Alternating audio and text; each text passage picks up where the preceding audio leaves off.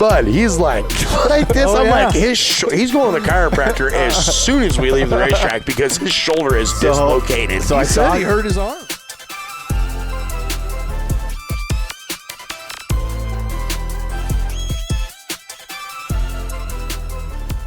Welcome, race fans. Watermelons and Woodchips, episode 49. This episode is actually presented by Drive Indoor Golf. So,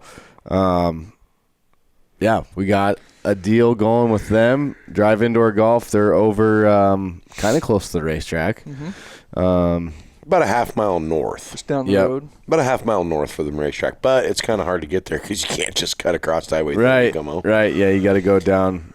But they got us a promo code now so that we can put that out. And if you use the promo code DRIVE when you're checking out on their website for the week of Super Nationals, you get 20% off of booking times through Watermelons and Woodchips. So yeah, people looking for something to do. it's pretty fun. We actually had Cooper's birthday in there last week, and we got to get in there and get Bobcat swinging a few golf clubs. Oh, you boys don't want me on the screen. We don't want the smoke. That's my type of golfing, bud. You walk to the tee box and back over to the bar or the chair. One of the two. Yeah. They don't serve alcohol in there, No, you can take your own. but you though. can take your own alcohol. Take your own. So we might take a little Barntown brew and go you visit can, them. You can take your own stuff in there. But so, yes, if you're looking for something to do during the downtime at Super Nationals or anytime actually, but look up Drive Indoor Golf.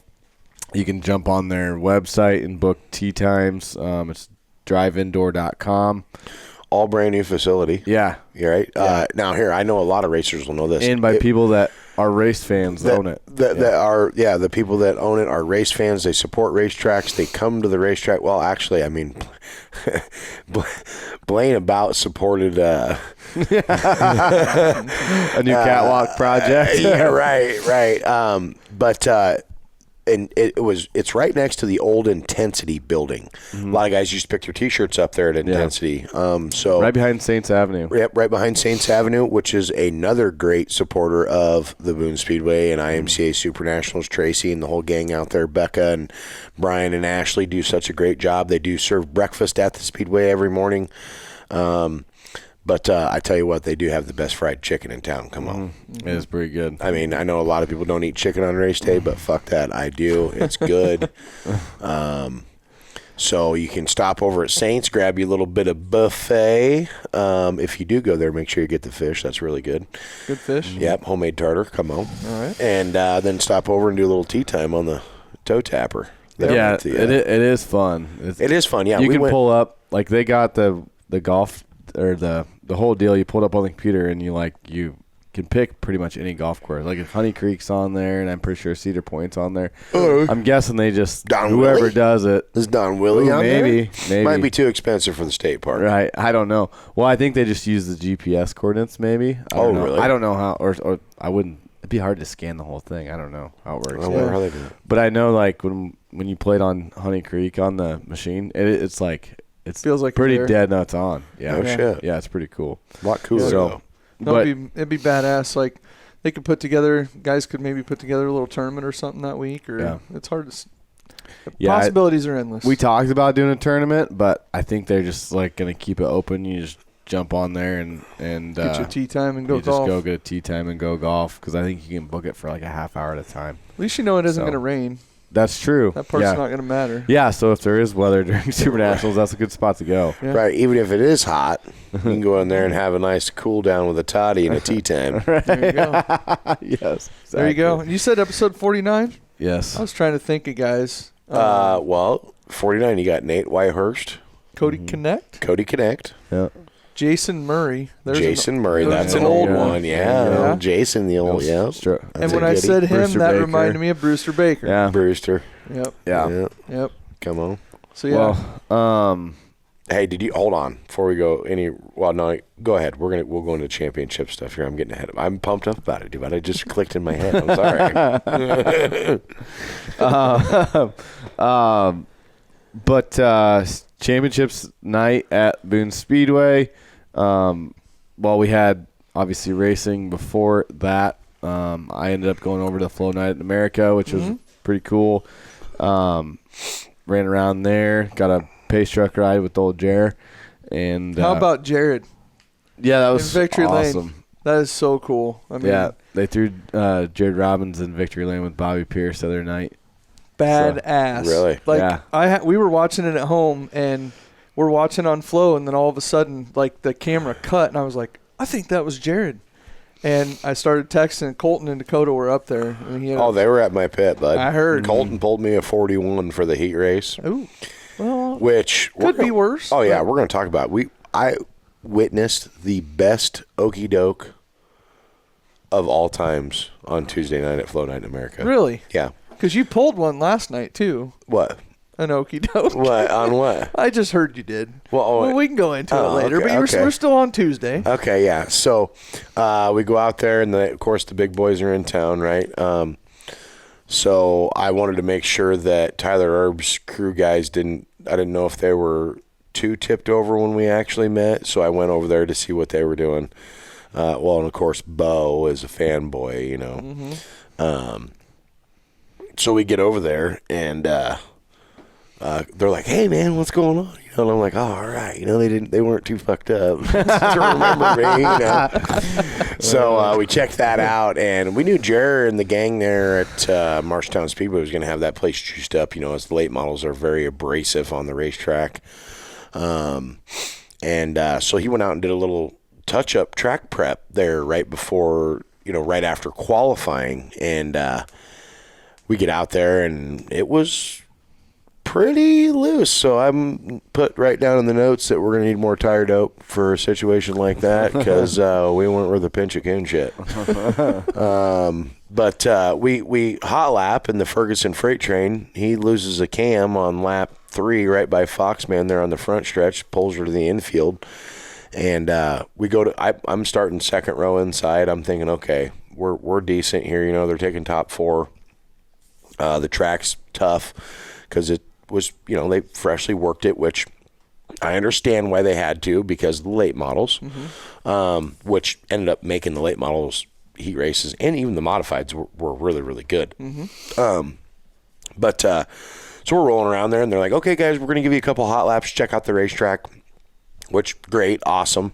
They gave us like 5 or 6 laps when we should have needed, I feel like we should have probably got like 10 or 12 because it was pretty, we about blew it. She was juiced up, you know, and I think what happened is that when they opened it up and then put a little more water on it, like it looked great. Like it didn't look that slimy. No. Like it really did. You guys were getting into 3 and 4, and you're like, oh. We weren't even touching touching the brake or the steering wheel. It would just whoa, just turn you, and sometimes that happens, it wasn't anything that they did wrong. It was just that I think when they tore it up, it brought some more moisture up, and then they put a little water over it, and then they packed it, and it just was like, because it was really nice out on Tuesday night. It was beautiful out. Right.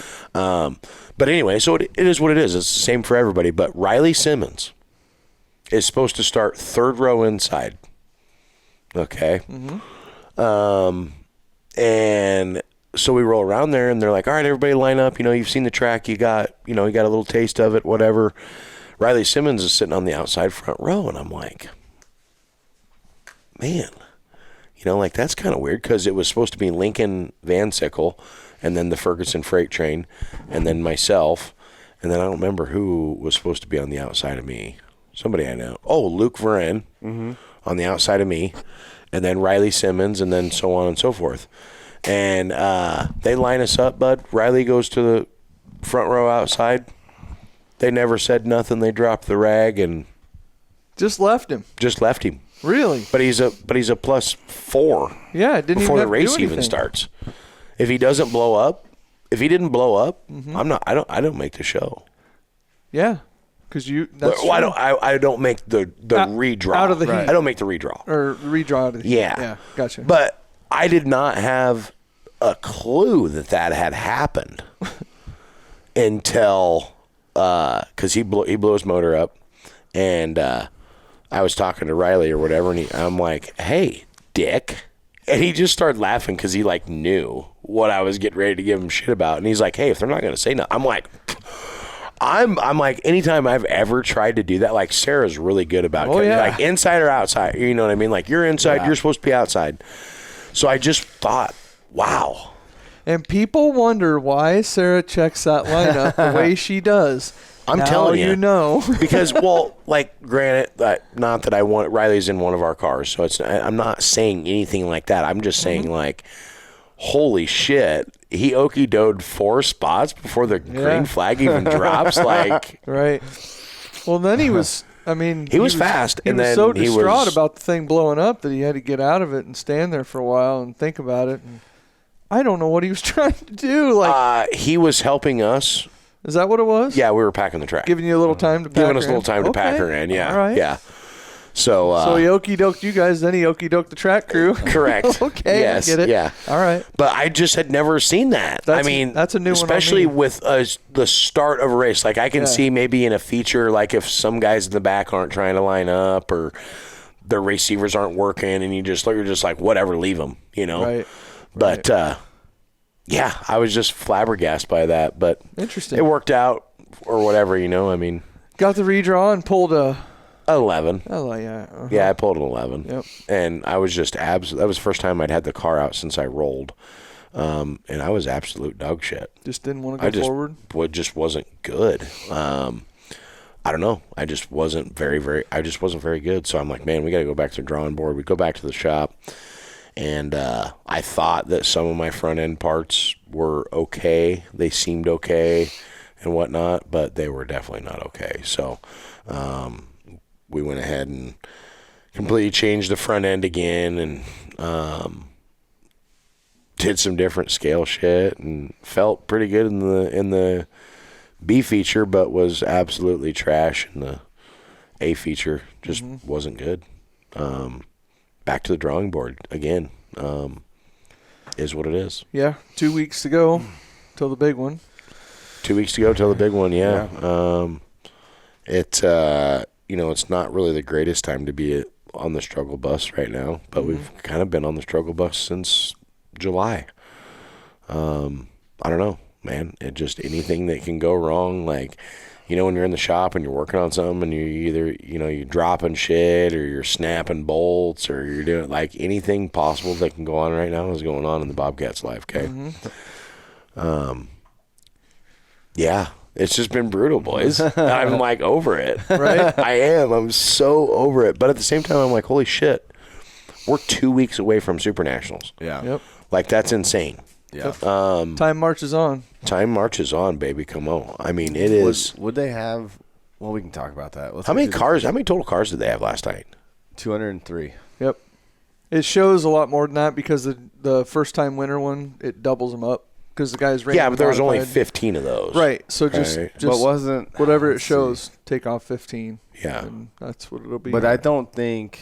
Oh, did it have 15 of those guys in there? Yeah. Oh, yeah. Because I have to build Because it's that. like another class. Yeah. You know what I mean? Yeah, I'm with you. You build I'm it with as a you. new class. Which, hey, guys, the first time winners race, thank you for everybody that participated, first of all.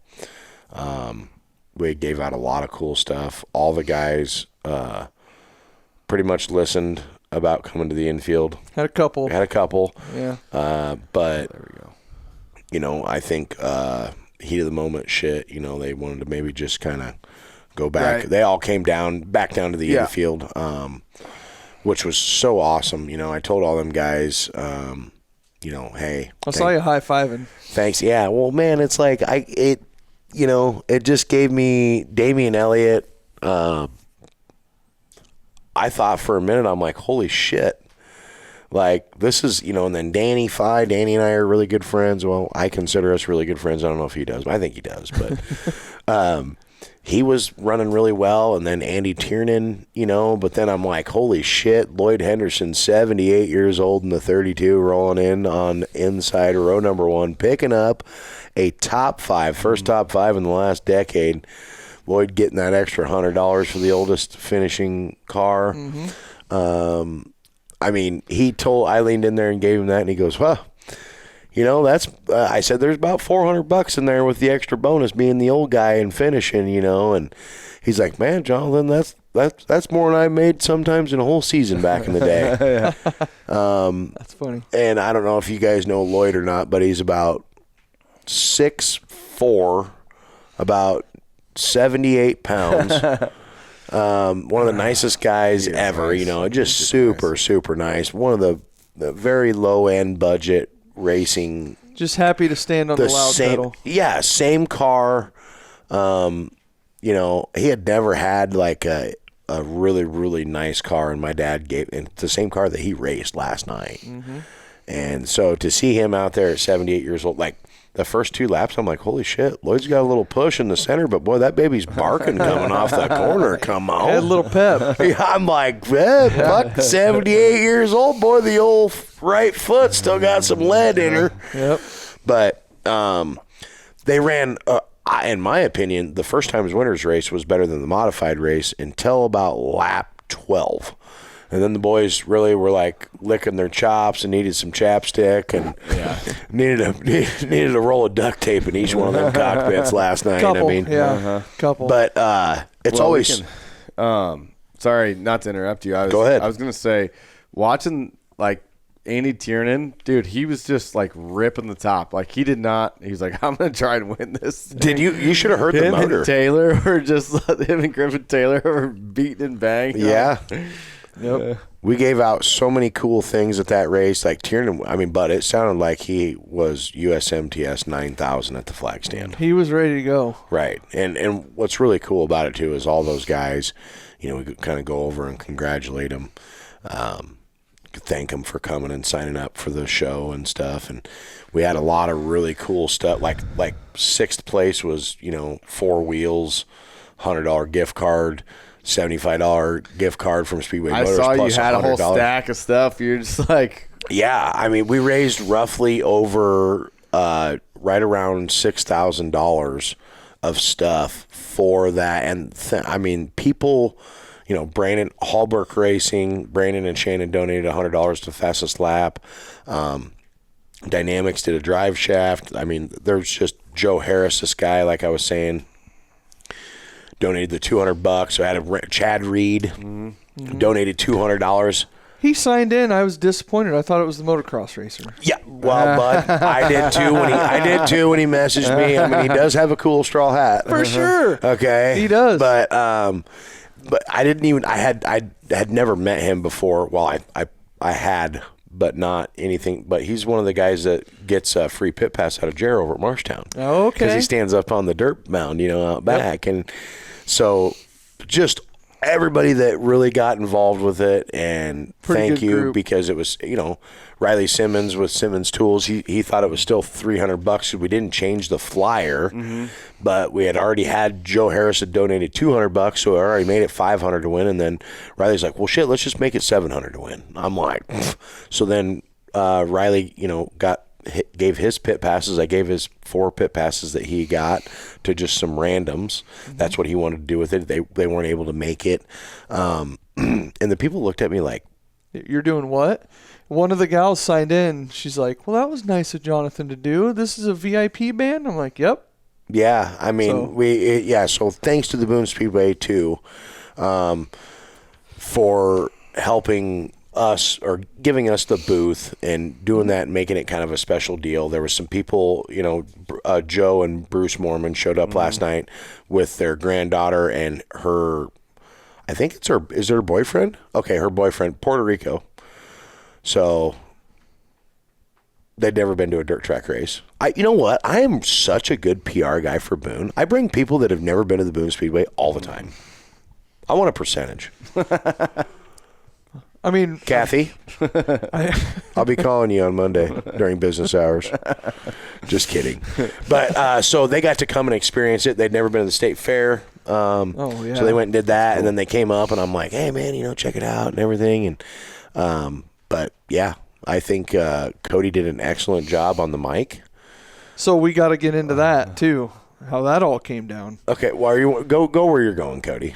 no, I was just going to go through some of the results since we're already talking about Oh, the yeah, download. shit, hell yeah. Absolutely. Sorry, I kind of jumped the gun there, no, but you're I was good. just like, man. No, it was awesome. Really cool to see Chase Weimer and get a win, and he's been close all year. He's been really fast this year, Yeah. and that's what Matt was like. You know, I pitted next to him up at Clay County, and it was just him and his dad, and they're another – Good. Don't take offense to this, me saying low budget. We're all low budget, but it's like Chase, he was in a modified a couple years ago, then went to a sport mod, then went to a stock car, and he's like, man, I belong in a modified, and went back to a modified, and he's ran really, really well this year. He's been super freaking close, and I had honestly thought he had picked up a win this year, and when I seen that he'd signed up, I'm like, oh, man, he is going to be tough. But he's also starting back there a little ways too. So, and he just kept his nose clean. Yeah, you know, he rode around and just kind of avoided a lot of the. Well, he kind of found the bottom, right? And just he was strong on the bottom and just kind of picked up, and then he was patient. I mean, them guys, like I said, the first 10, 12 laps was really good.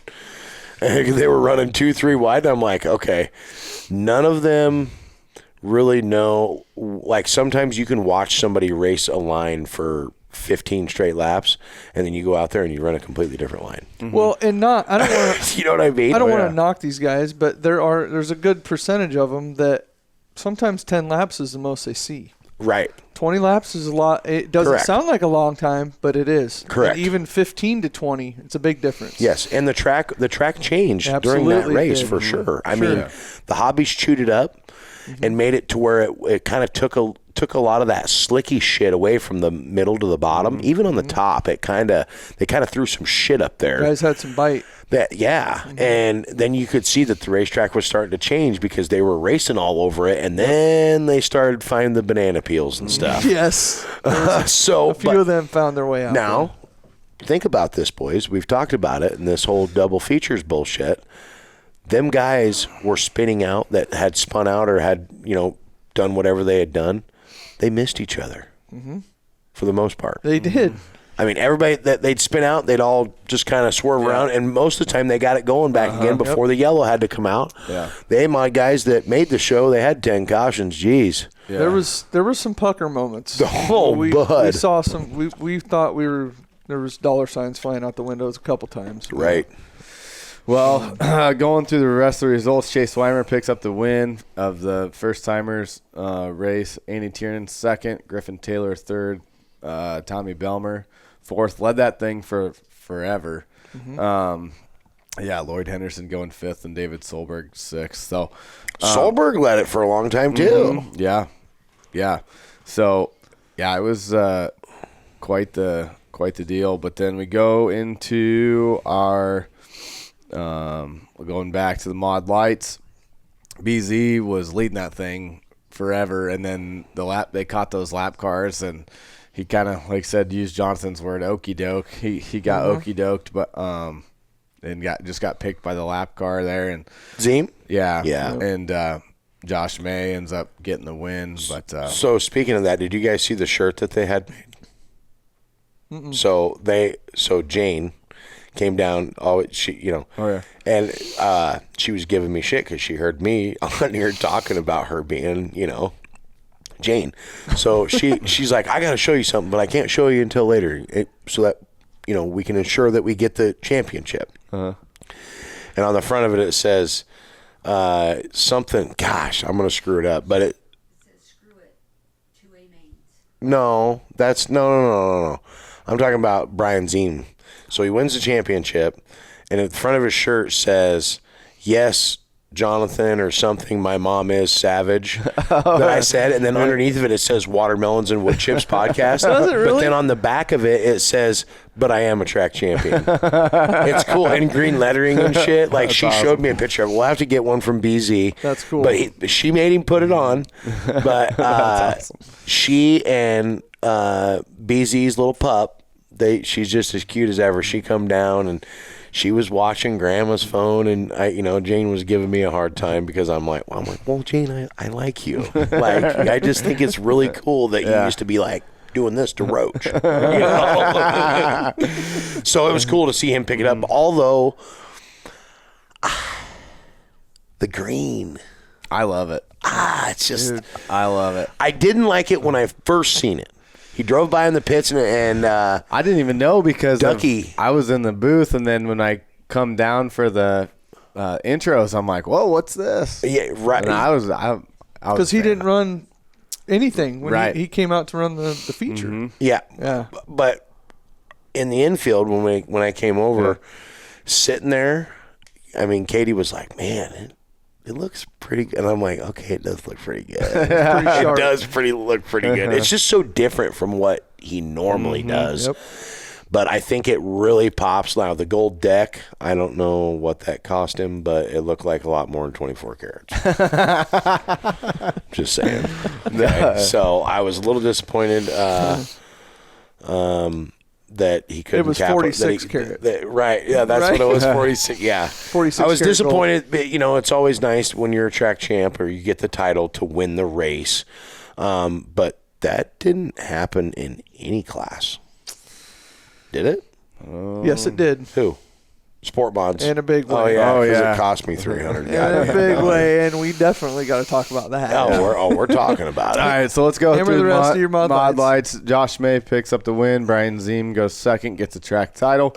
Austin Gray third. Landon Elliott goes fourth. Colby Oberempt 5. I was confused because he was in the 2G instead of the OB. Me I got to do all the lineups by hand for this whole thing, and I'm like, why does it say 2G? I could not figure it out. I know. Until you come rolling out. I was surprised when I saw that too. But, then the sport mods come out and 30 of them. 30, yes, because we started 28, and then 2 of them got their perfect attendance. Provisional. Who were those 2 people? Tom Lathrop. Of course. And can you see the lineups? Because now I'm having a hard time remembering. Oh, man. It would have been Hunter Clement, but he didn't show. So we would have had 3. They would have started at the back. I gotta look it up here. Anyway, Jesus, I'm struggling on this thing. There we go. I was struggling on the. I'm so used to using my phone with MRP. It's different on the computer. But anyway, I don't know. I fucking lost. I don't know who. I'm struggling. I got reports on this page, and Well, you're supposed to be turning that shit off. We're doing a podcast here, but we're not selling tents or ropes. for the MRP. MRP's got that announcing burns you out. I've heard that's what's wrong with Jerry. He's been drinking lemon water all day and honey. Yeah. I asked him earlier. Lemon if and his honey. voice. I just bust out laughing because I just got your picture of Jared. Yes. Oh, Garrett, I sent that picture to the group. You need to warn when we get to talking about what he did last night. I want you to put that picture in. Yeah, it's very good. It's amazing. It's great. His So you got ears- 2 track provisionals on the sport mod side. So all the listeners were listening because Mikey Smith comes down to my trailer and he's like, "Hey, you put up another $200." I'm like, "No, wait a minute. I already offered up $300. That's more. That's what it pays to win the damn show." Right. So, of course, I send my commands into Space Command out in Utah and get no response. So I just patiently waited until I seen Lottie and knew that he was going to be right there, and I knew he'd go in with me on it. So and then he comes over. He's like, "Hey, bud, is he going to go to the back?" I'm like, "Oh, we're working on it." right. Yeah, Cody's like, "Oh, yeah, bud. Can you see I have the mic in my hand right now? Here, quit talking to me. I'm trying to talk." No, it was good. And then no, it was awesome to get him to. Oh, to do that. Charleston. See, he figured it out faster than I BJ did. Charleston, the 81, got the perfect I attendance. literally have 4 windows open. And he for should my have got race it pass. because they camp here. They race Friday somewhere and come here and camp. Him and Chelsea are great people. But yeah, Mikey Smith takes the challenge, starts 30th, and wins the thing. That's where the okie doke come in for you on the sport mod. Yeah, well, hey, we did. Let's just go ahead and cover this real quick right here, right now. Since we're on it and we're here, the Moffitt's Mayhem goes to the sport mod class this week. I'm gonna say we're gonna give a dual one out. The Moffitt's Ford Mayhem at Boone, or where we were at, was at Boone Speedway. But I tell you what, Makokata got nasty too with Nick Hoffman and Tyler Erb going upside down. Uncle T. Same time, right? I don't know what happened, or I don't know if he got some side job chick or what, but he's got a case of herp on his right front that is so bad. I felt bad for him. We seen him at Marshalltown, and I'm like, that has got to hurt. Really? Right? But since we're on the sport mods, I thought we'll just get rid of this Moffitt's Mayhem deal segment here real quick. What a disaster. That was bad. Brandon Lehman comes off a turn 2, gets a Ryan. God, I always do that. It's all right. Sorry, Brandon. You are the better looking one. They are brothers. Kid, Ryan's. They're brothers. I know they are, but that makes it. They do. They're like some of the nicest people, but probably didn't care. But he comes off turn 2 and just gets it. Everybody thought it was Curtis Weber and was bashing on Curtis because Curtis has been known to make a right or left hand turn, especially. He's got a bad ear, so he gets vertigo in it, and he'll just take a right hand turn on you out the straightaway. Sometimes I've raced with him. But then he comes down. He's a Pepsi guy. He's a super nice guy. Sure. But I stuck up for him last night because he had nothing to do with that whole situation. No. It wasn't his fault. Ryan I think just hit the wall, didn't he? I'm wondering if if it wasn't a little slimy, clear up against the wall or something, because you watch the replay and it's like he just clips, where the wall comes past coming out of the pit area. Barely got the T-bar in the back, and then that thing just went. It just swung. Yeah. But you can see the front. You can see the front of him, like he's like, oh shit, and hits the brake, and that's why I told Matt, because Matt, here come Matt. I'm like, bud, what were you looking at? He's like, the back of Dayton's car. Yeah. And he's like, and we were full tilt, so he was like, I was full tilt. Yep. Brand new body. Oh. First night on it. It's only got 13 laps on her. Oh, somebody asked that, and it's too. Destroyed. If it was a brand new one. It's destroyed. But lucky. I mean, them guys were wide open. Mm-hmm. We've seen a lot of bad crashes right there in that spot over the years. Bill Davis junior That was a real nasty one. Kendall Sathers. Everybody was okay. Corey Posonik just got his car back from the frame rack, and then he was right in the middle of that as well. He was able to still continue on. Matt Avila, same deal. It snapped the carburetor stud clean off his carburetor. Air filter, gone. Well, in Dayton ended up doing a 360 kickflip through the air. You said a kickflip. I'm like, right. Yeah, bud. Way to be Johnny on the spot with the kickflip, bud. Did you bust out the new saying last night? I didn't. That I gave you? Save it for you. Oh, bud. Damn it. Hey, I did play the Alan Parsons project during the mods, though. You did? Yeah. All right, bud. Yes. Okay. All right. But, man, what a deal. We went right out there on the front stretch just to, when there's that many cars there. I know Kenny and Rod and everybody's kind of on their own little projects, so it's always nice to have another little helping hand or seeing something. I've had to take an impact out there a few times right there on the back stretch. So we get out there, and then Dad's out there trying to straighten an air cleaner, and everybody's like, hey. I was going to ask what he was doing. He just literally came out on the track to see if Matt was okay, because, Dayton did a kickflip, over the top of Matt's whole front end. Yeah. Got the front end, got the But here's what's really weird about it, okay? Pillar. Dayton come down to see me about coming down to look at his car, and I'm like, oh, yeah, I'll be down after the races. Totally didn't go down there. Got home, and I'm like, oh, man. But I'm like, well, Kristen wasn't there, so I wasn't really too excited about going down there. But anyway, so I called him, and he didn't answer. And he messaged me. Or he come down and was like, yeah, man, all the stuff on the right side's pretty messed up, But you watch the video, and there's not, his door is still straight. I don't know if you guys paid attention to that, but man, what a lick them guys had. Matt was able to go to the hot pit area.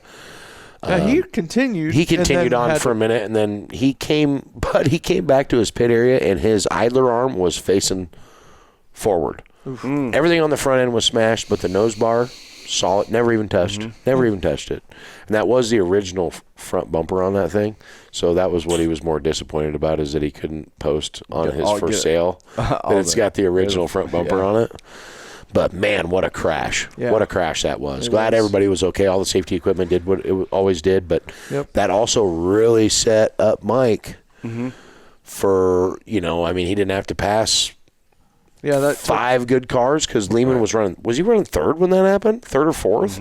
Something like that? Yeah, it was because it was started up towards the front. It was front, lap one in. And Mike can only pass one or two cars. It's one lap in. One lap in. Yeah, because Lehman would have started fourth. So Mike can only pass one or two. Yeah. But when they went back green, he wasn't passing one car at a time. Yep. He was passing chunks of cars. Yeah. Yeah, he was ripping. It was It awesome. was wild to see. It was cool because, like, Cooper and Cole Cox came up into the booth with us, and Josh looks over, and they're just They're like freaking out. And I'm like, guys, be quiet. Like, he can tell me next time I offer up that kind of money, I'm going to offer up Sockoff some money too, because Mike can't beat him. Well, we saw the Suzuki heading down to the infield afterwards, so there might have been a question mark about that, but nothing happened. You know, we were going to do that to the first-time winners race guys last night. We were going to be like, all right, Chase, pull it, bud. Or we were going to be like, all right, guys, go back to your trailers. Get a jack and a couple of jack stands. We're going to pull gears. Just hammer them. That's funny. I think next year, we're going to do something. Because what's next year about got to be hobbies, doesn't it? Nope. Next year will be modifieds again. We do 2 years, but then I think I'm trying to talk my dad into, just doing a year. Like, you know what I mean? Like just do it every year. Just rotate it every year instead of waiting. You know, like the hobby stock guys band, by the time the mods are done, I mean, it's 6 years that they. Yep. And that's going to be. I think we will have a full field for that one, if not more. You know, and honestly, I was surprised. What did we start? 30 modifieds last night. 28. Yeah, 28. But how many were checked in? 28. Oh no, 32 or 34. Yeah, 32. We sent 4 Okay, home. guys. So think about this. There was 32 modifieds there. Half of those cars there had never won a race. Mm-hmm. You know, and that's what I told them down in the infield. You know, it was like 1 in every 7 drivers wins, boys. Yep. 1 in every 20 wins the track championship. This That's is right. tough. And I said, we are going to have the modified race again next year. I hope all of you win a race before then. Sure. And some of them were optimistic about it. And Ted Gould was like, oh, I'll be in this race next year for sure. Guaranteed. So, yeah, man. It's pretty cool. It's a really cool thing that you guys do, and it's a lot of work. And I guarantee the ladies at the pit shack are real happy that you hand out everything in the infield, so they don't have to try to figure that out at the pit shack. Well, that's a lot. You guys did a lot for us too, and kept track of all that stuff, and did the lineups, and we couldn't do it without you guys either. Yeah. So it's a working team thing, but Very cool. stock cars. Well, let's go. So running through that, Mike Smith wins. Randy Havlick goes second. Dusty Maslany goes third. Will Wolf had a really good run. He got up to fourth. Yep, that's right. Gage Hilgenberg top 5. Gage had the girlfriend there last night. Yeah. That's why he ran fifth. He wasn't getting claimed before Super. I saw her put in the window net. Oh, yeah. She looks like she's pretty happy. She's getting on her. Dini Outside Services, IMCA Modifieds. Corey Sauerman gets one. Finally. The tennis balls were pumping. A little sawed off some bitch anyway. Jeez. He come up. He told me, comes pulling over, and I'm friends with him and him and Jeremy, you know, and I know how bad Corey wants that championship. Mm-hmm. And Jeremy's won several championships, and this isn't against you, Jeremy, or anything, but I was really rooting for Corey last night. There were moments that he had. Gosh, dang. There were moments. So, and I was like, so I went up to Corey, and I was just like, he was having a grit, and he was pulling up to staging, you know, and that feeling is like, it's very nerve-wracking at that point because it's you and the man, whoever's, you know, and he's got a smoke going, and I said, well, bud, you want me to give somebody a couple $100 to take Jeremy out or what? And he's like, no, but I did tell Lizzie to go over there, or when we pull out on the track and they drop the green to show him her tits. And she's like 5 or 6 months pregnant with a full belly, with their third boy, you know. Can you see Jeremy? Right off of turn 3. Right later. But so we got a good chuckle out of that. But I was really pumped, and man, they really tested Corey with all the cautions in the modified race. Track was pretty tough for them at that point. Everybody just kind of got up there and was just really ripping around there, and it was very technical up there. Well, and it was weird in spots too, because like you'd see like Uncle Ronnie would go to the bottom on those restarts, and he was good for like 2 or 3 laps on the bottom. And then it'd go back to the top, and then they'd have a caution. He'd be good on the bottom again. At some points, he made Corey Sauerman the points leader, the champion. He did. Right. And then he just, like, if he would have moved up, like, Yeah. things could have been different. and So Todd- we'll work and then, on the yeah. signals next year for you, Corey. Todd did the same thing. Todd Shoot. Yeah. He And then got Jeremy around got- him a time. Yeah. And then they had a restart. Jeremy got by both of them. Like, Yeah. I talked to Jake today at our fantasy deal, and it was just like McBurney, and it was just kind of like, man, you could really run in on a guy in turn 2, but you seen how many people blow off of the middle of turn 2 because it was just so far up there, and some guys got punished by it. Yep. Some guys didn't get punished by it. But if you hit it right, if it you was hit it good. right, it was really fast. Yes. So super, super pumped for Corey. They've had a lot of bad luck, and they've had a lot of good runs. It definitely had to feel great for that camp to finally pick one up, and not only on season championship, but to line up next to your not nemesis, but your competitor, The guy and win, and to finish ahead of Jake McBurney, Todd Shute, and Jeremy Mills at Boone Speedway is a tall task. So congratulations to the whole Sourman team. It's giving me chillies right now just because I know how excited those guys were. Plus, this is going to fire him up for next year because it's 1 point. Oh, yeah. One Oh, point. what? Yeah. One damn point. I know. And I'm like, man. And if they would have tied, because I'm looking up all those scenarios there, right. because if somebody ties, you got to know. And Yep. Jeremy had him on wins. Obviously, we know that. Yep. But man, if they'd have tied, it's like I know Corey. He's wanting it bad. So Yeah. No, it was really cool for them yeah. to get that, especially, and he's been faster lately. Yes, so. he has. And Jake McBurney's been really fast here lately. He's been super consistent up front. He gets second. Like I said, Jeremy gets third, Shoot fourth, Chase Weimer fifth, Isaac Maliko sixth, Uncle Ronnie seventh, and then Coty Brill from Missouri, that 96 car, he was eighth. So Yep.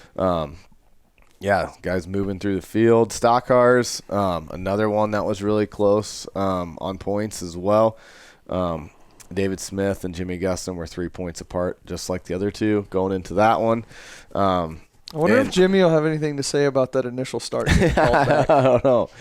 But, yeah. He was pissed. He told me, he's like, he thought that the start was pretty good, that they were side by side, which I was starting 12th, so I couldn't really see it. But see, sometimes that happened to my dad one time. Like, the racetrack at that point in the middle or the top groove didn't have the kind of grip that was on the bottom groove, right? And so that's really deceiving at times, and that's a hard judgment call on your guys' end, because do you let it go? Because sometimes you, like the guy on the outside, depending on who it is, they will start to roll because they already know that they're at a disadvantage because they're in the shittier part of the racetrack.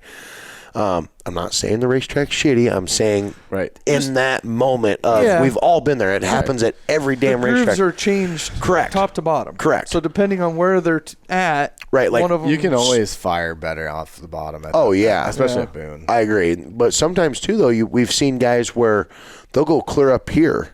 Because it doesn't say that you can't do that, right? As long as you're side by side. So, and it's always a weird look, and I'm too chicken shit to ever do it, but it is cool when it works. But it doesn't work very often. To me, if you're rolling and you just roll that top and the guy goes low, it's not your fault he didn't chase you up the hill. Right, whatever. or that you chased him down. Right, but then there's the appearance, and that's where I go from, that's where the call, in my opinion, gets made from, is what it looks like. And it's because there's nothing else you can really most of the time it's do. Just, you just aesthetic. have to go on what it looks like.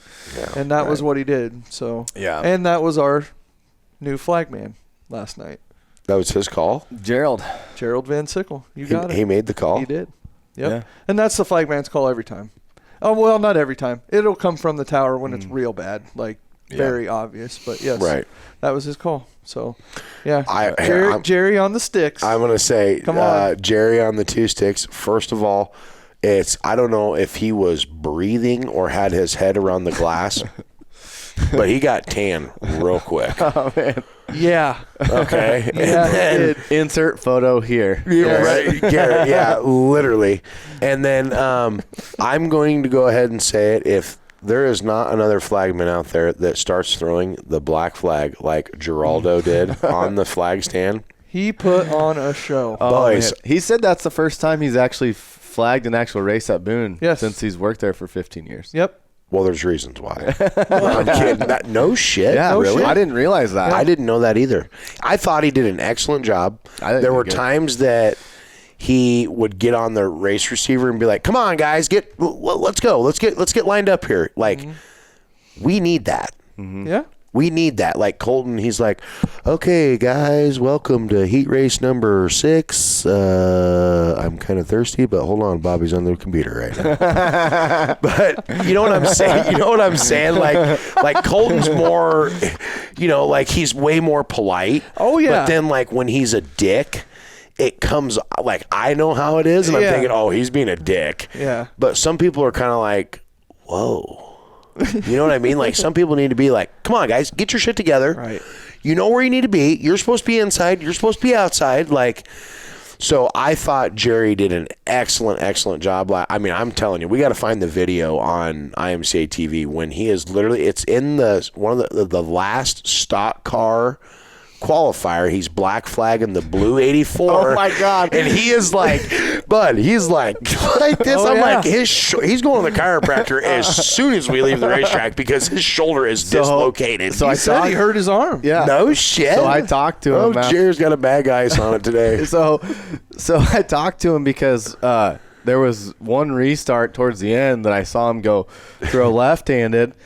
And I'm like, I think he threw his wrist out. And so then that's when we were talking about. That's when we were talking about him needing the bowling brace. You know? Oh, bud, we should have got him one. Somebody in the crowd would have donated theirs for the time being. Well, you never know if you got to flag a race and you got to go right to bowling league. So I could see. You never know. But plus his seem like they got a little extra fabric on them. Are they bigger? The sticks are bigger around. Sticks are bigger, but I mean the actual fabric on them. Are they? The flags, it almost looked like huge. the checkered flag down in the infield. That checkered flag that you guys have down there is a little bit bigger than a normal one. That's huge. Logan's flags, so wait a minute. The Boone Speedway don't actually have their own flags. Flaggers have their own. That's everywhere I've ever been. The now is that an come with extra their own. charge? Oh, that just comes with It's it? just their equipment. Oh, okay. Yeah. Well, and it's a preference thing. It Like is. Logan uses the arrows, like the They're thin. They're really nice. Yeah, really what do you think? light. What old 225 used to use back don't in the day? know. I I mean, bet his wife made them. that's what I'm Oh, saying. yeah. She's still making flag sets for Holly to sell. No kidding. No shit. Rhonda Olson. Yes. That is so. Thank you, Rhonda. Yeah, she That does. is so awesome. And they're badass. They're homemade. Those are. That is so awesome. I have 2 sets of those flags. Well, I have a maybe you set should- still. probably should go get a third. Yeah. Huh? Should go get a third. Well, When for you my quit racing, grandkids. when you I don't quit- plan on having grandkids. When you quit Val. racing, you can start flagging. Who said I was going to quit racing? I didn't. Okay. Good. Well, and like I said, when I talked to him, he's like his arm was like all knotted up. He had the, Really? he had the Oh, arm yeah. pump. Oh, Yeah. bud. Uh-huh. I wish I would have seen him last night. Yeah, and one thing, so since Jerry was on the flag stand, I was up in the booth announcing, which was really fun. And I was. Were you Ian. nervous? Not really. Yeah, he was. The beginning is did always this show? no. Yeah, he was. We No, know no. him way better than this. No, not like the thing that makes me nervous is like doing the invocation and the and the national anthem and making sure that stuff goes good. And once that goes through, I'm pretty good. That's usually when the Zen starts kicking in. Yeah. He's like, oh yeah. Yeah, no, I've announced full time in 2017, and then I think I filled in maybe a couple of times later, but I haven't. That was over a decade ago. Okay, It was a while ago. Yeah, almost 9 years ago. yeah. And you got to step into the Cadillac booth, man. That's Yeah. kind of cool. No isn't shit. it? How was it sitting up there, not having to be stomping around in the pit area and dealing with any of that? It was a little different because I realized that I had to call Josh and be like, "Hey, somebody needs to grab the trophies," because I went down there. Because Weren't usually you that's guys just sitting part. next to each other? We were. Oh, okay. Well, just part of the, just part of my routine for the week, or the night, and I felt like Coty when I had to haul the John Logue stuff over there and had the trophies. I'm like, fuck. Lottie's looking at me. I'm like, hey, bud. But so it was a little different, just not having the same routine and not having the radio. I realized I left my radio in my side by side, but obviously you guys are right there. I wish I would have known that. But Yeah, you could have had it on. but I do have to give a shout out to Ian Oh, yes. Talk about because like until you're in it and like seeing what he does to help out the announcers and the broadcast and whatever else, like he saved my ass a lot yesterday because, well, it was a lot because I had to go down and back and whatever. And by the time I got up there, I'd put the headset on. As soon as he could hear the thing click, he's putting the lineups up and I'm reading them. And then as soon as I get to the bottom of that lineup, he switches the page. Like it helped a ton. And then when we were talking about stuff like guys passing cars through the field, he would switch it so that you could see all the MRP green arrows and red arrows on the thing. And like it was, he does a really good job. That's awesome. He saved my ass. They need to keep him around. They need to start. If he wants the money, they better give it to him, or they're going to be in some world of hurt. Because that man, and this isn't no. I mean, he has a niche for really it. good. Like he cares about it. And I think like 2 weeks ago when I was up there with him checking it out, just going up there and seeing him, like he's into it. Like he. Not that nobody else wants to put it on a good show. It's just like he's got the headset on it, and if you guys are talking about something, he's on those cars. Where a lot of times you don't get that, and it's like, yeah. And it was cool because like you could see like when I was I'd see something and I would talk about it, and then you'd see him pan back and find that group that was going on, or if he would see something, he would move it over, and then I could jump to that. And like, he just has a knack for. Yes, no, it was awesome. None like of those guys are he perfect. He definitely made my job easier. And like I said, jumping into it and having to do, running up and down the stairs and going back and forth and whatever. It kind of did get a little bit overwhelming, you know what I'm saying? And then you jump back up there and like, oh shit, they're going green. You guys should have signed me in to do the interviews on the infield. I would have done it. Yeah. Didn't even think about it. Yeah. That would have been something. I mean, if they let Songer do it, no offense, Songer, at Stewart, I think I could do the interviews. Yeah. So next time that Logan I did have a hot mic down there when somebody, it was BZ. He's like, do I got to get my picture? And I'm trying to turn the mic off, and Jonathan's like, bud, you got to go get your fucking picture. Not everybody wins a championship. And I'm like, so I've like whipped the mic behind my back, and he's like, oh, hey, sorry, bud. Well, I didn't know. It wasn't your fault. Right. I was just pumped up for BZ, like saying, yeah, bud, you got to get your picture. Come on. Yeah. But to that point, the reason all this happened was because Logan had a child. Yeah. Right. So congratulations. Yes. What'd they name her? Hattie May? Hattie May. Mm-hmm. Yep. So congratulations to Logan and Emily. That's awesome. Posted a picture of the three of them there together. All seemed well and everything. So she was a full-size babe. Did she go full 38 weeks? I think or 40? So. I think she was right. Is it 40 or 38? Coty, you got 4 kids. Which one is it? I have 3. Ange, what's the gestation period of a child?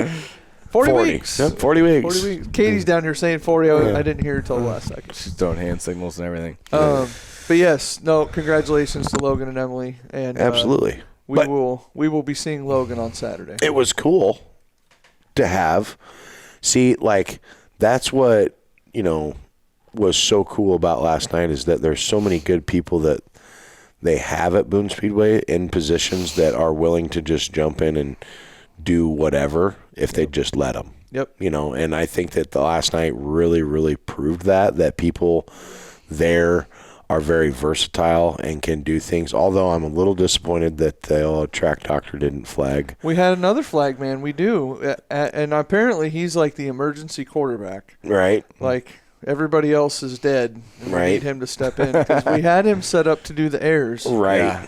And my dad told me that he asked him. Oh, we did. And he did. And Rod was like, I'll do it. My dad was super pumped about it. I thought that he did do it or that he was flagging. But, I mean, when you can do that kind of stuff on the fly, and just go to another role at the racetrack, which everybody at the Boone Speedway's worked at another track or been around racing their whole life. So everybody did, I thought, a great job. Mm-hmm. Yeah, it was fun. In their new roles. Yeah, it was fun. And fun for a night. Yeah, exactly. Not next week though. No, next week we're going full. On. Next week we're going full on P1P Mod Challenge and Watermelon Classic, and So I probably should make you a trophy for that, huh? Yeah, that he sent me a picture of that car today. That thing's sweet. Maybe there'd be like a twisted up front bumper involved in it. Yeah, it could. Yeah, just saying. Yeah, what do we? He just wants whatever. We'll figure. They it out. always say that. I know. We'll figure it out. But whatever you make, he loves, so it doesn't matter. And then the VT's guy that did your car, he sent me a picture today. He's already got. So you are going to mount a car on it? Mm-hmm. Okay. He's got a wall mount thing too. Yeah, he said we can use. He made one of those for us too, so that we can use that if we want to. Right. But how big is this car? How big of a spot? He shipped it out. Same size as that. Oh, probably, yeah. So you could use that probably to figure it out. It'll be here this week or early this week. So he was shipping it out. So nice. The 3D VT's 3D sprints. He's been good to us, and so it's pretty cool that he jumped on there. And when I because he's got this form you go fill out and stuff, and there's all these like cool options, and of course I'm like, yeah, I want that, I want that. And then I texted him. I was like, hey, if it's easier just to make it like plain, so I'm not being a pain in the ass or whatever. And he's like, oh yeah, no, that's fine. And then sent me that picture this morning, and it was everything that I had put on it. So I was pretty pumped about that. Awesome.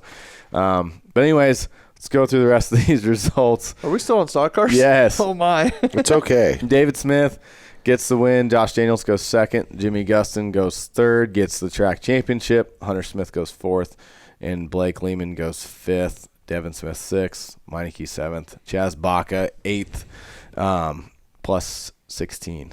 So also, speaking of Chaz, he was supposed to be here tonight. He was. So hopefully everything's okay. So he had a little bit of a family emergency. So sound like everybody's okay, but they just couldn't make it. So so we're gonna reschedule. Yeah.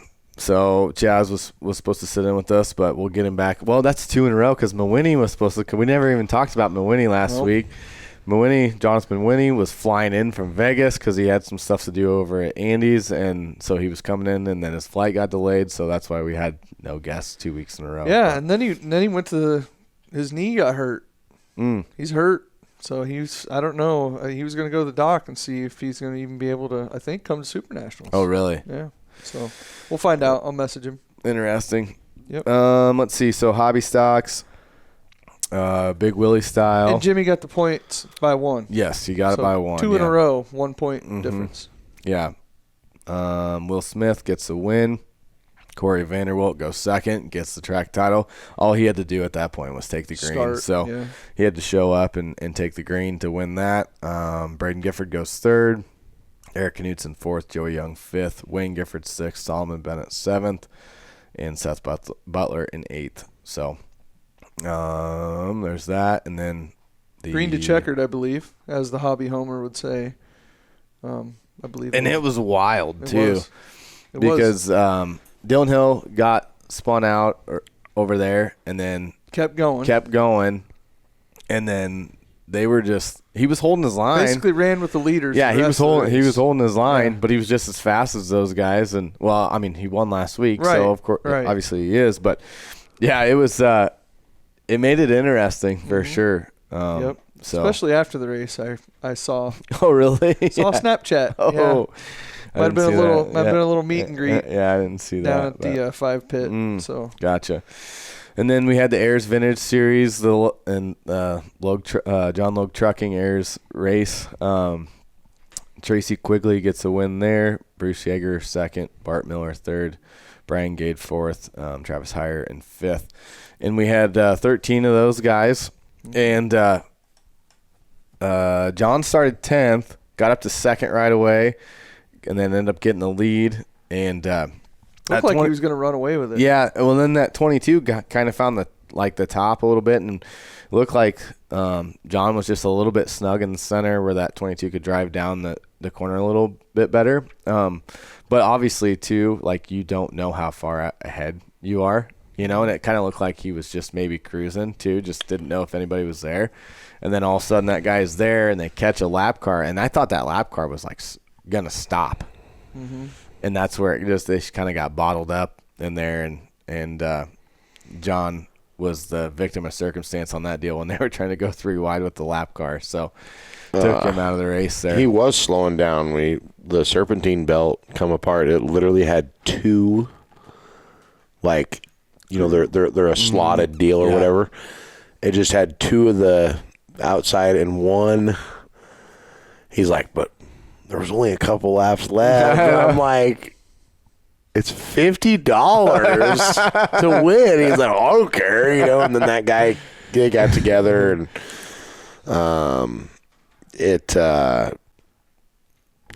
like a racing deal. Basically, had like 2 rubber bands left with. But on the whole system. Yeah, right. Basically, and that's, because I'm like, I'm out there and I'm like, Bud, did you see me? I'm like, I was on the racetrack telling you to get on the goddamn gas. And he's like, well, it started getting hot, and he goes, it was warming up, and so I was just watching it. And so when we pulled the hood off, because when them guys got together, it peeled the front bumper and screwed the fender up and everything. So we pulled the hood off to try to flatten it out, and I'm like, holy shit, because we had just put that belt on Saturday. Because last year the water pump pulley slid out on him and it was all jacked up. We didn't catch that. We literally, Dad won the race last year, parked it, pulled it out a couple weeks ago. He's like, this is old time racing. I don't need to work on it all year, So yeah, Ivan welded the shock mount on the left front, and so I'm like, I told him, I said, you know what? We're gonna get rid of the fucking serpentine belt. We're going to go back. We're going to keep it simple. The old V-belt. We're going back to the V-belt shit. So, yep. Get her dialed. Is that all the results we got? Results. That's all the results, bud. Yeah, and Moffitt's Mayhem. We need to take Moffitt's Mayhem results are done. We need to take a little break. Mm-hmm. Yep. Go to our great partners and our awesome new partners. Mm-hmm. And when we come back, we're basically going to go into Elmquist Towing Question of the Week. Yep. And we'll talk about the race this weekend. Yep. We're going to talk about Coots' big badass deal that he's got going on. 14th year? 12th. Are you sure? Yeah. 12th year. Yeah, 20. Because I won it. 2015 was the first year. Because it was a tie loop challenge in 2015. Oh, I know, bud. Mm-hmm. I've won that one. Mm-hmm. I've got the picture right up front. The shot, bud, holding the watermelon. Kellen was. I took pictures of the boys. Yeah. 24, 25, 26. That's 12. 12 of them. I counted it. I wonder what I won it in 23. So 2 years ago. Yeah. Beat Tom Berry and Richie Gustin and everybody, and then I was like walking around like Tom puffed up because I beat him for 1,000. We ate that watermelon right at the track too. You were a little more puffed up then. Oh, I was swelled up. Now. Yeah, right. But we're gonna send it over to our great partners, Coty. You're good. Central Iowa Diesel Performance. Drive indoor golf. I was trying to I couldn't spit it out. Barntown, Dobie Lounge, Moffitt's Ford, Logue Fab, P1P, Elmquist Towing, and we're always looking for other great new sponsor ship opportunities. So you've been watching Watermelons and Woodchips. We'll be right back. For more than 140 years, Vision Bank has been locally owned, locally managed, and committed to helping Iowa families, businesses, and communities grow. While banking has changed, our commitment to personal service and local decision-making has never wavered. When you bank with Vision Bank, you're banking with neighbors who know your name and care about your success. Experience the difference 140 years of community banking can make. Visit visionbank.com or your local branch today. Vision Bank is member FDIC. At Moffitt's Ford, it's not just about selling cars. It's about taking care of our neighbors. For generations, families have trusted us for reliable vehicles, honest pricing, and service that feels like home. Whether it's a dependable F-150, a safe and spacious Explorer, or your next pre-owned vehicle, we're here to help you find the right fit. And long after you drive off the lot, we're still here with expert service you can count on. Stop by and see us today. Moffitt's Ford, home of the million-mile warranty.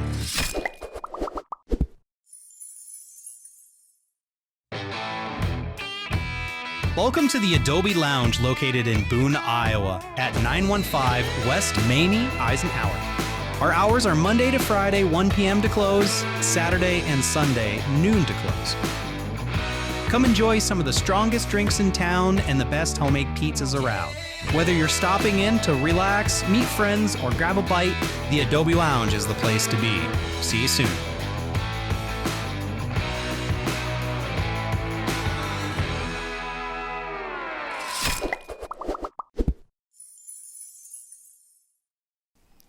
Welcome back, race fans.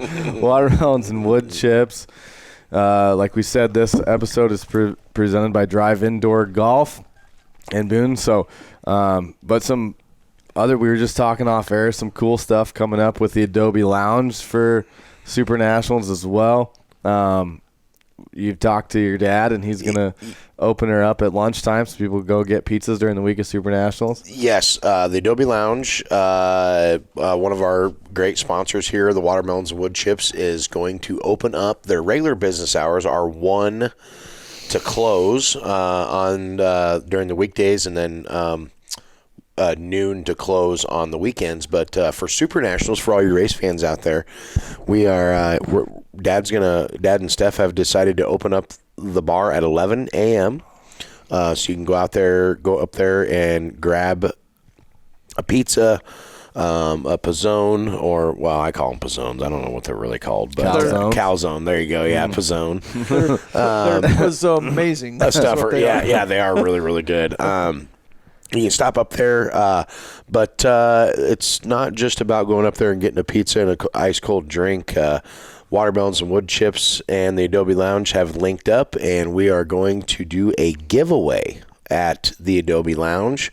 So it's going to be a mystery package from Watermelons and Wood Chips, and I think the Adobe Lounge is going to maybe give away some pizzas or something. Gift card to the Adobe Lounge is one of your coolest race bars in town, one of the biggest supporters of the Boone Speedway.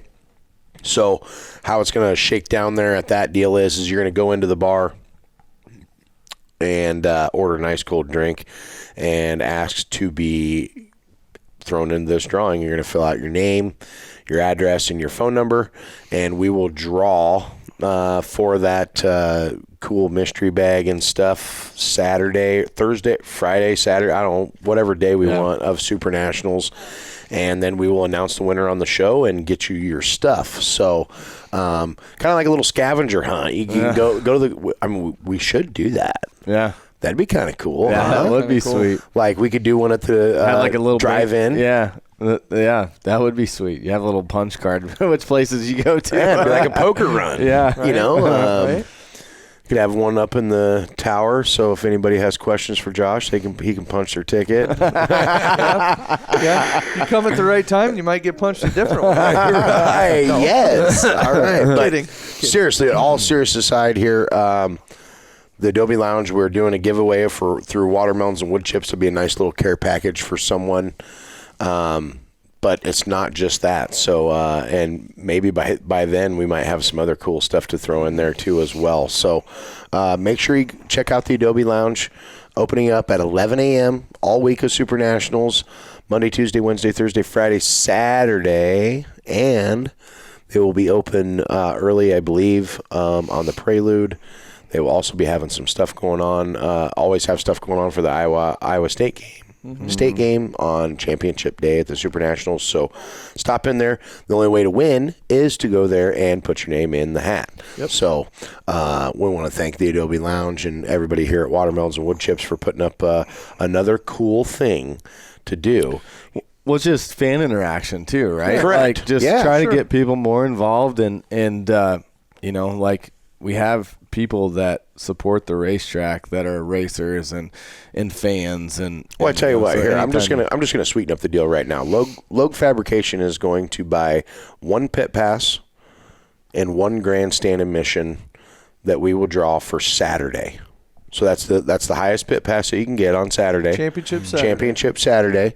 So that is going to be. With that being said, we will draw Friday at your open house. What? Will you have people sign up at your open house, or you mean? Or? No, I want to take them into the Adobe. It's like Tobe's got a race bar, but I think our race bar is just a little bit cooler.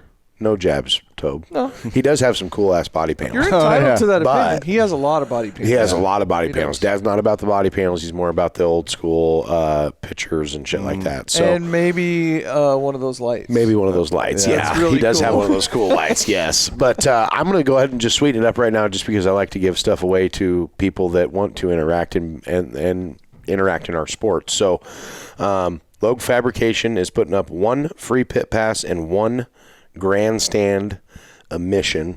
You know what? I'm going to even sweeten it more. I'm going to throw in how much are the fried Oreos? $4 or $5? I think there's so whoever goes to the grandstand is going to get a free Oreo voucher. I'm surprised you're not doing the free I'm telling Uncrustables. The Uncrustables. No, I've seen a new one. Oh. It's the Nutter Buddy. Stop it. With strawberry jelly, rolled in batter, fried with powdered sugar. What did we talk about, Katie? Big back. I'm telling you. We're all going to end up big backs around here. I'm going to look like because we're getting King a new Kong. Fridge with a freezer, and I'm going to fill it full of snacks. Right. Yeah. So sweetening the deal up. That's awesome. Pit pass, 1 thing of free fried Oreos, and a grandstand admission from courtesy of Logue Fabrication. We're going to do that drawing Friday of Super Nationals. Yep. And the winner, we will announce the winner. We'll do that drawing, Friday before the races start, let's just say. Mm-hmm.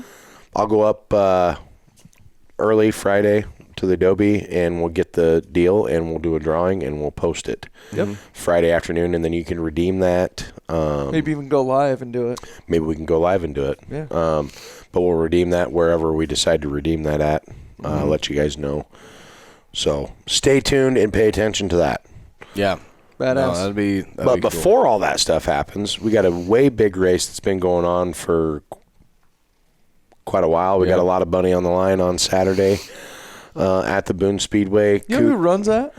It's just this guy scrub guy. Part-time announcer. Right. I was just going to say part-time announcer, trophy giver, ash chewer. Ash chewy. Yeah, ash chewy. Wrestling coach, baseball coach. Right. Haley's whipping post if you didn't hear right. Yeah, no shit. Yeah, we better wrap this up quick. Yeah. Now, kids got first day of school tomorrow. Dude, understood. Hey, this is the first time in... Well, my entire life of being with my wife that we don't have the first day of school. Right. Yeah. First time. Yeah. Wow, how's it feel? It's freaking awesome. It's freaking awesome. Not that it ever really bothered me much. I left and went to work, and she took the pictures. So. Yeah. But yeah, first time. So. But anyway, this weekend we have obviously the 12th annual P1P Canopy Modified Challenge. Look at that flyer, bud. Watermelon Classic presented by Dini Outside Services. We kind of intertwine those races together to make it just a big event. Our big, like I said, there's a lot of partners on that flyer. I texted Troy Shute because he, obviously he does a lot of the race day flyers, and I said mine looks like a Cosby sweater, but there's a lot of that was good. there's a lot of logos on there, but I don't see any roofies on there. So no, I still see room for shit. Brian Z, I mean, I'm just saying, I see room on the bottom right there. I see some room in the middle. Yeah. It looks good. I think it looks good. It's snappy. It's catchy. It's yeah. So like I said, I've been sending it out to some of the modified guys. So obviously, that's kind of centered around the modifieds since we've done that deal. It's a different format. So when you come to the shack, Josh is going to have the big toe to the little red balls that you can draw out of. So drawn manual. Yep, the manual draw. You get a feel balls. Yep. And then for the mods, so everybody will have the draw. Every class will be draw, redraw for the Watermelon Classic feature. But for the modified portion, when you draw, that's going to set you up in a heat race group. So that's not necessarily where you start. That's just going to put you in your heat race group. Time trial group. Yes. And then, because you're going to race against that same heat race. So if you're in a group of, let's say, 10, if we get 10 cars in the heat, we'll have 5 cars on the track, time trial against each other, 5 cars on the track, time trial against each other. And then that way we'll have that heat group together by time. The thing I like about that is that you're not time trialing against all the mods. Right. You're time trialing, and as the track changes, like we've talked about so much, you're not going. The times aren't going to change. Right. You're going to run against your group, and then the next group, and the next group. Yes, and it's like I said, it's taken many years to try and, like I said, you guys know me, I overthink shit way too much, but like I think our format, we've got it down pat. I don't think we've changed it in the last 4 or 5 years, it's been probably. Pretty consistent, yeah. So, but you time trial against your heat race group. If you're in the top 3, you get some bonus points, and then I think it's a 6 inversion, right? If we had 10 cars, we'd invert 6 in your heat. So, and then your heat races are obviously, so you only have one heat race, and it's the same as like your redraw for the watermelon, but you're also accumulating finishing points and passing points to go towards the mod challenge. So, and if you, like I said, if you time trial quick in your group and you start 6th and you get up to 2nd, you're going to be in good. You're going to be in the show. Yeah, you're going to be in good shape. And then you do a redraw. Yep. So 1 through 6. So all those points are calculated. Josh has built a formula in here in my race pass for that. So it's all formulated. And then 1 through 6 will draw 1 through 6. The Dirt Defender redraw. 7 through 12 will draw. Talk to Billy. He's going to send us some wheel covers that we can use. So everybody in the field will get a wheel cover, and then that's what we're going to use to draw on the front stretch. Just write the numbers on the back of them. Yep, and then that's also 1,000 to win. So for modifieds, there's 2 different 1,000 to win races. The one is the regular draw redraw, Watermelon Classic, regular draw redraw format. The other one's going to be the top 12 guys in that points from qualifying, and then we have Jonathan usually builds us a really cool trophy, and like I said, VT's 3D prints. They are like I said, they sent me a picture of that modified today that's going to be bolted to that. It's pretty cool. Awesome.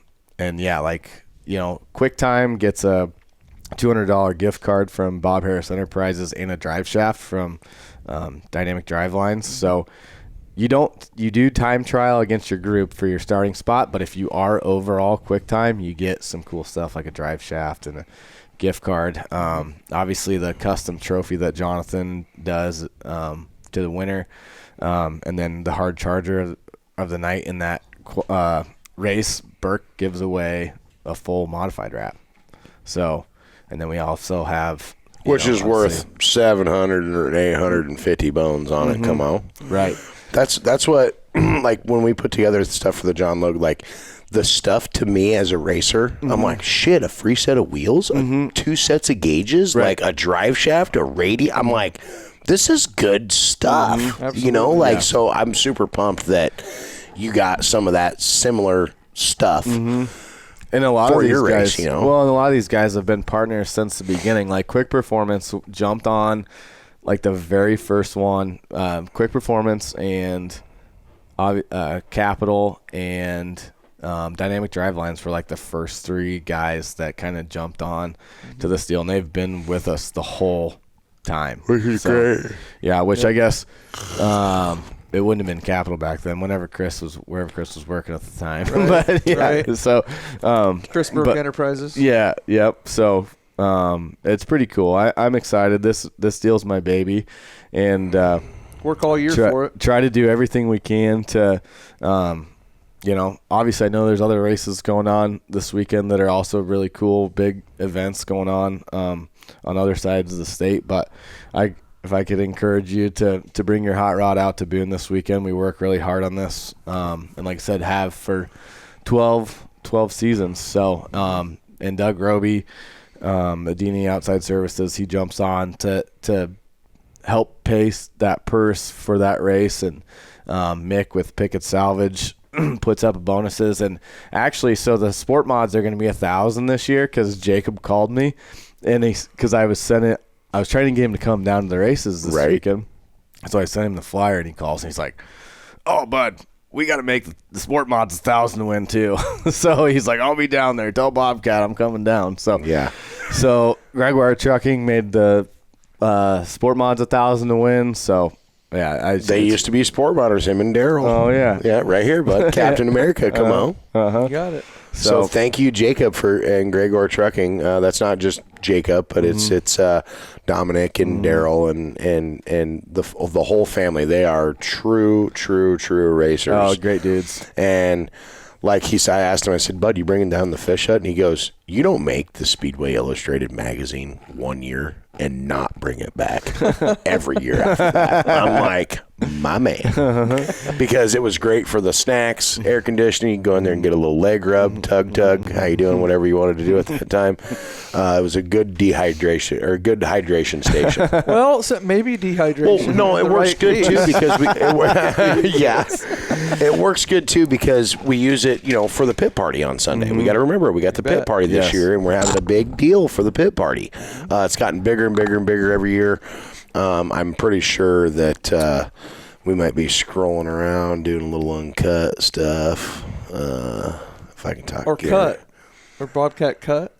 Did you really want to bring that up? Is that really what you want to do? Said uncut. You might have a stain on your shirt by the time we get done after this conversation. It is a white shirt. Yeah, I got some compliments on it today. But so be sure to check that out as well. But man, I'm super excited. It is a very, very cool race to win. I've won it. Pays good, gives out good stuff, and if you don't win a heat race, you usually get an extra watermelon in his deal too. And then we give out watermelons to all the heat race winners. Thank you, Fairway and Eric. Yeah, Fairway gives out lets us give out watermelons to all the heat race winners, and so that's just pretty cool. And it sucks that Nick Woolley's not going to be there this weekend because he usually gets so excited about He loves it. Handing out the watermelon. What's he doing? Going hiking or something? Probably. He was there this week. Yeah. Oh, I know. I talked to him. I come over with a big box of stuff, and I thought he was wanted to take me to family dinner on Sunday. I love old Nick. He gets excited. He gets excited about stuff like that, and he gets good moments in his pictures and stuff. He loves racing. Yes, he does. Yep. But yeah, that like I said, I don't think there's anything else on that we. This is one of my favorite ones, just because. Well, just rewards being fast. It does. For modifieds and but yeah, you have modifieds and stock cars are both qualifiers for the All-Stars. So pretty cool deal. But so I'm excited about that. And then let's go to we were talking about Adobe. Yeah. Let's go to the power rankings. Austin Gray still at the top.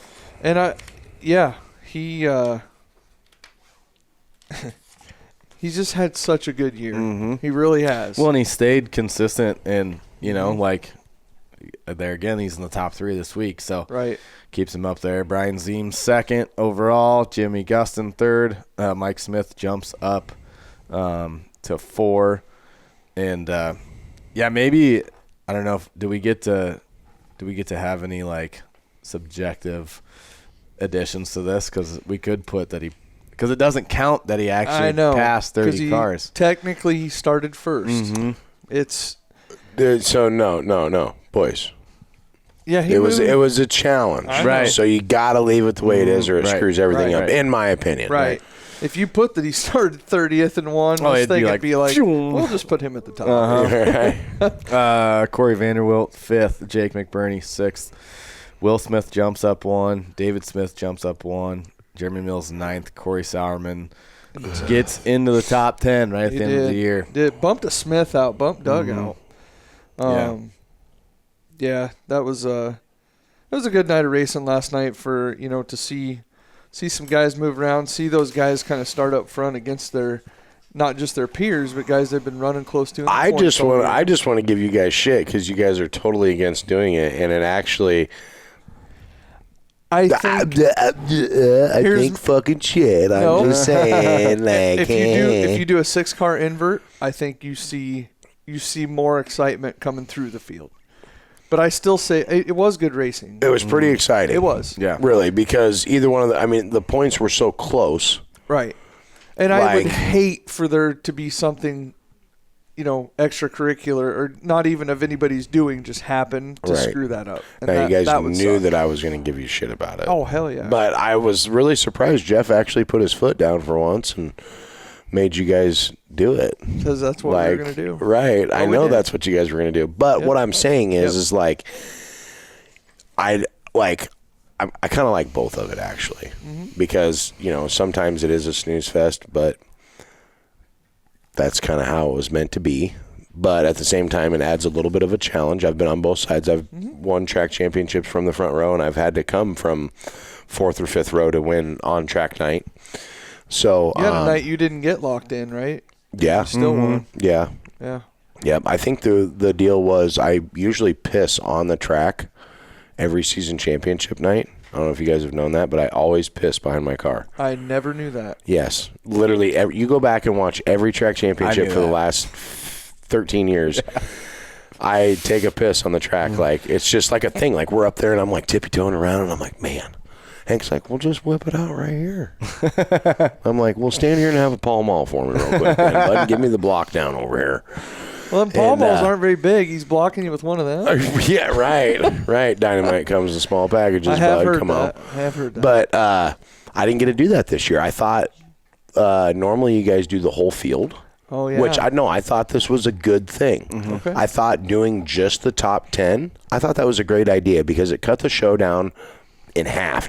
Maybe not half, but you're cutting out announcing another 16 car, or how many ever it was. Like, I thought that was an excellent move by you guys because it's like really the top 10. They're the people that, like if you're in and of course when you guys announce that, I'm like, oh shit, I'm 11th. Right on. Whatever. I'm like on the pole, the second or first one, But I thought that was a great move by you guys, is just doing the top 10. It was fast. It was quick. Everybody in the back half was already buckled in. It eliminated all the people coming across the racetrack.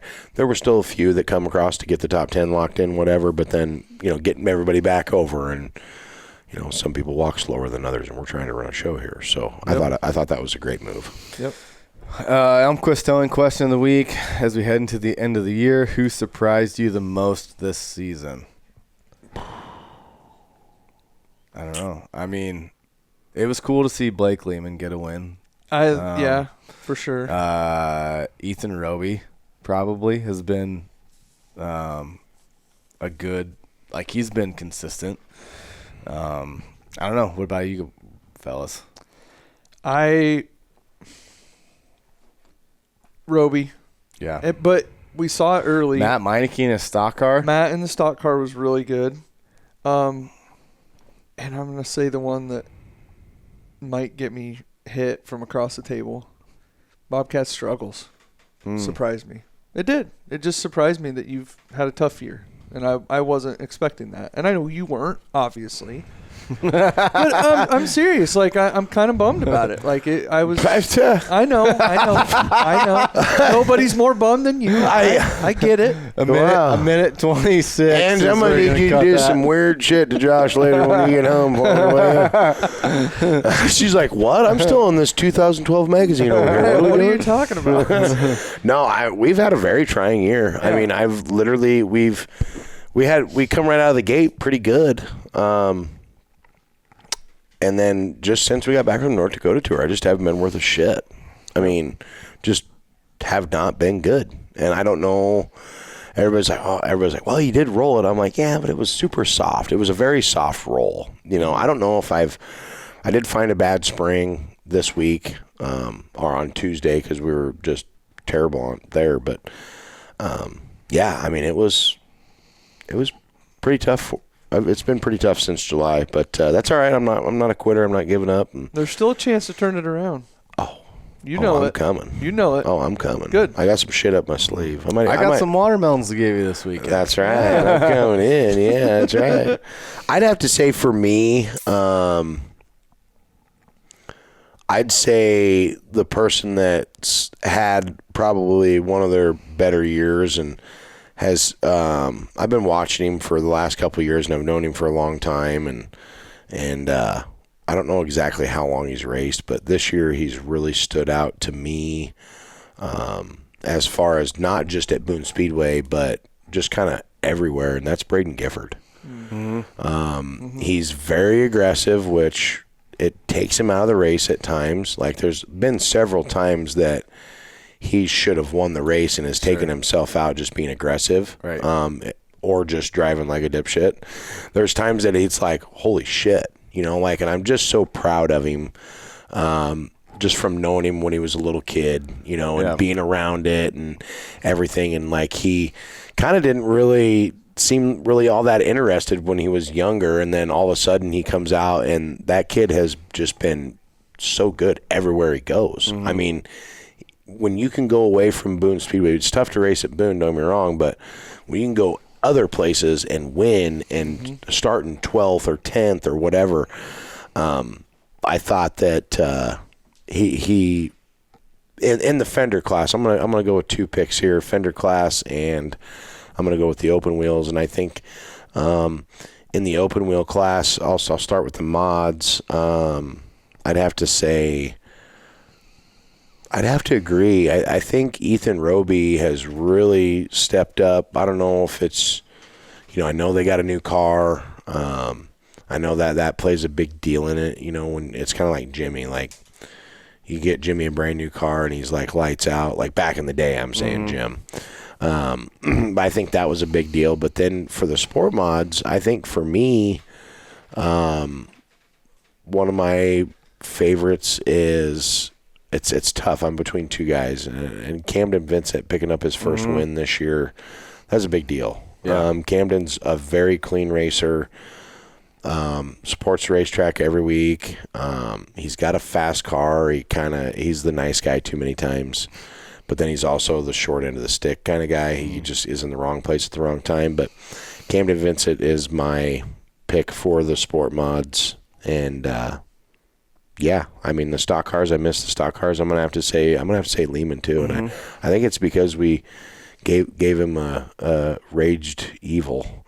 I think he calls it a caged or something. I don't know. He's got some weird name from it. But him and Joanna, they spent their 11th wedding anniversary last night. Which, how the hell have you guys been married for 11 years? I feel like you guys are like 10 years younger than me, and I'm 38. Okay, did you guys get married in frickin' Sunday school or what? I mean, I don't know. I mean, it's like, seriously, you know what I'm saying? Because they just look young, you know. I mean, and they're such nice people. But I will say, every time I hear Joanna, I think of that Walt Disney movie, The Rescuers.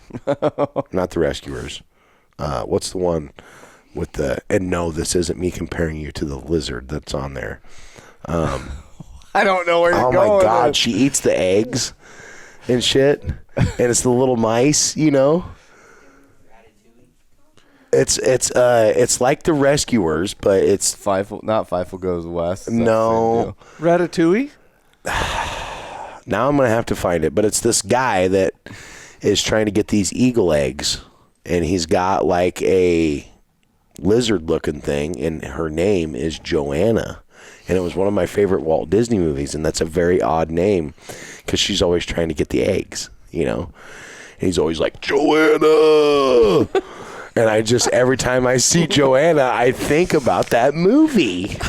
Somebody look it up. Please. Because it's a real thing. It is a real thing. You guys will know what I'm talking about. I'm like, Jonathan had some kind of dream. I was a Walt Disney movie watching king. Big time. It is. Yeah, Rescuers Down Under. Yeah. Yes. So you're right. Yes. So can you pull up the Joanna thing with the eggs? Pull it up with the eggs. Oh, I see what see? You got to put it up here. Yeah, hang on. You'll know when you see it. I'm in left field here. Like, hang on, let me get this. What? It's like Joanna the Goanna. Yes. That's what it says. It's just like, you know, the little dragonfly that swims the mice around on The Rescuers. Apparently and it's like, not. You know which one I'm talking about, Gary? Oh my God, you guys! Did anybody watch?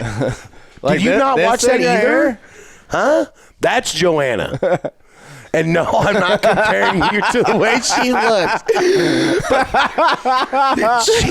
Blake's wife is the only gal that I know that's named Joanna. I've seen Blake's wife. She does not look like that. You're correct. No, she's much better looking than You that. are correct. Now pull up the Dragonfly off the Rescuers, bud. The little boat scene where they're in the leaf Yeah, and they let's got get some sound with they're it. like, come on, Sam. And they're like, you guys know what I'm talking about? Pull it up. I'm serious. Pull it up. Hang on. And he's like, and they're flying next to the crocodile, and they're going to the ship to save the little girl that's like they're trying to rob the jewels from. These reels are going to cut themselves. Oh my gosh, you guys, seriously. Hang on. Seriously. It's the funniest thing because, and then like when he gets tired, he's like, and they're like, oh, come on. And he's like, blah, blah, blah. And he's like, there's the guy. No, you have to go to the Rescuers, bud. I don't. No, go to the Rescuers. Oh, man. Gosh, I can't remember the name. Oh my God, I have seen this movie. I know you have. I know people have seen this movie. It's one of the best movies of all time. I definitely have not. If I seen remember, if I could remember the mouse pledge of. That's it. That's him, right? Listen. Evinrude is his name. Evinrude. Weird. Of course, he sounds like an Evinrude. Okay. Look at him, bud. They're flying. Miss Blanca and. You're going to go home and watch this movie, aren't you? Oh, we're watching it tonight. Oh my God, Dude, I'm telling you. And then it starts raining. You had the sound effects down. I did. I'm telling. I could be a Walt Disney character, I think. Well, we're very well aware of that. you may get an invite Sign me up. after this one I will airs. sell the race car stuff, and you guys will be hearing me on your grandkids' movies. But anyway, back to the podcast here. What a great week of racing. Got a lot of stuff coming up. Got a lot of good races coming up. A lot of tracks shutting her down. It's Time of the year. That time of the year again. We got some fall specials coming up. Got a lot of big shows coming up. We got a lot of big everything coming up. Yeah. Yeah, So- and silly season is probably about ready to start if it Halloween? hasn't already. No, just when rumors start flying about tracks. Oh, silly season. I'm Silly like, season. I thought you meant Chainsaw Man down. Yeah, Chainsaw Man. That's right. We get that figured We just out. talked about that the other day, how black and blue that right front toe was. And then I just get it healed up, and then they have the Halloween party at the Adobe, and I come in there like Texas Chainsaw Massacre and trip on the step Did her again. and completely re-bruised it, cut my elbow open. Wow. It was gnarly. Bad one. Yeah. Well, I just mean this is about the time of year you hear, oh, this track's for sale, that track's for sale, this is happening here, this is happening there, this guy's going to quit racing. So you guys really having a haunted house at the Boone Speedway this fall? I heard that through the grapevine. Is that a thing? I don't think so. That would be badass. You think guys it would be should cool. seriously think about Eagles is really cool. getting with. You guys should seriously get with whoever does the Halloween stuff and have them do it out. It'd be so cool. It's already all set up pretty much, really. Yeah. You got the parking. You got I know the year that we did it at our house, we made roughly around $8,000, and we did it for 2 weeks. They said 3 days a week. I think they said the only way we do it is if you were the Chainsaw Man. That's fine. I'll do it. You got to get him some steel-toed boots. He didn't though. even think about I already that. got steel toe boots just for that. Yep. We'll have to get him some I'll have a elbow pads. way better map too. We'll get him some elbow pads because we don't want you running into things. You know how cool it'd be to do that, It would be in pretty the fun. grandstands and have them come up off of turn 1 and 2 and walk down the track, and then have them come up the flag stand, and you could cut somebody's head off right there. Do you remember when we were unloading stuff for Salute to Vets? We were standing by the east end of the stands. You can walk all the way through underneath the grandstands. You could actually set something up That's what underneath that. That's what I'm saying. That'd be pretty cool. Okay, I'll get with my PR guy. Yeah. PR guy. Eagles was really cool, and we went to it too. Yeah. So I mean, that's just another great idea for a way for the racetrack to make money. Yeah. I think in another the thing off that'd be season. cool, I should be in management, really. You know, you have all those pit roads With that you are, guys. that are like gravel. Right. All through the place. Yeah. Imagine like a Jolly Holiday Lights type setup for Christmas. Driving through in like race car theme. Do you want to put Jolly Holiday Lights out of business? Because I know somebody that loves Christmas. That would be cool. Like a race car theme. Like imagine like somebody taking a race car, putting lights all over it. And, I mean, there's all kinds of stuff. You would have to drain the antifreeze out of the motor, guys. Don't get too carried away. Or put extra. You got an old one laying around? I do not. Okay. Nope. Does there not one on the farm? They all hit the crusher. Every one of them. Yeah. Even I had After one you door. crushed them. I had one door saved. My old man threw it out. I know. It was a bummer. I was pretty sad. Well, bud, we don't keep that kind of stuff on the farm. That's right. Didn't make money, so didn't have a combine. Yeah, didn't make money. So. Got him like 75 cents. That's what he got at.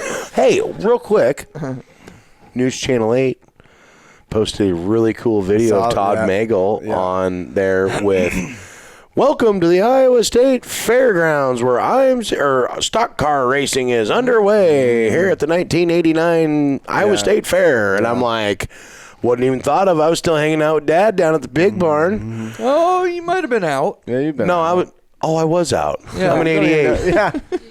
Sorry. A minute 38 or hour 38. Yeah, I just come into the world there. You were still in diapers. Right. I'm But sure. I mean, they were talking about the rain. The one guy's like, "Yeah, we like to come up here to the state fairgrounds and race."